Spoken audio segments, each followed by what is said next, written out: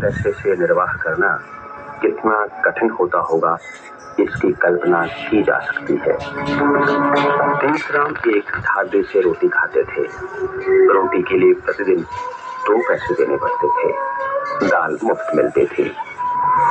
कुछ दिन ये क्रम चला। बाद में दुकानदार ने अपना नियम बदल दिया और कह दिया कि अब दाल मुफ्त नहीं मिलेगी।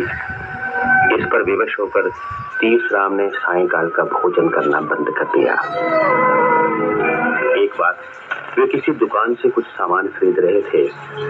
सामान खरीदकर दुकान से उतरे ही जीव जंतु पशु अपने जोड़े के साथ जूता बह गया। निर्द्वंद भाव से तीर्थराम एक जूता हाथ में लिए खड़ाए और बेमेल का दूसरा जूता दूसरे पांव में डालकर काफी दिनों तक काम चलाते रहे। सहपाठी हंसी उड़ाते थे।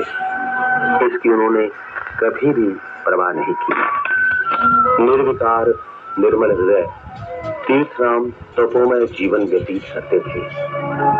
वे बड़ी लगन के साथ पढ़ते रहे। सभी वर्गों की परीक्षाओं में वे सदा प्रथम ही आते थे। अभावों में उनका हृदय शुद्ध भावों से भरा था। उन्होंने अपनी योग्यता का लाभ निज जीवन के लिए कभी नहीं किया। वे देश धर्म को समर्पित हो गए। तीर्थराम से स्वामी राम तीर्थ बनकर देश विदेश में प्रभु की सेवा में अपना जीवन लगा दिया।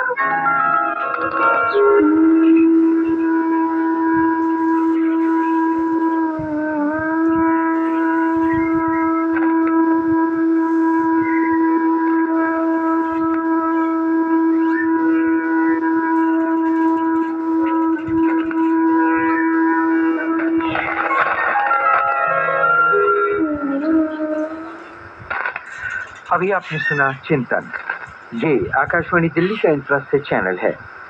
मीडियम वेव 366.3 मीटर अर्थात 819 kilo hertz, DRM 810 kilo hertz पर।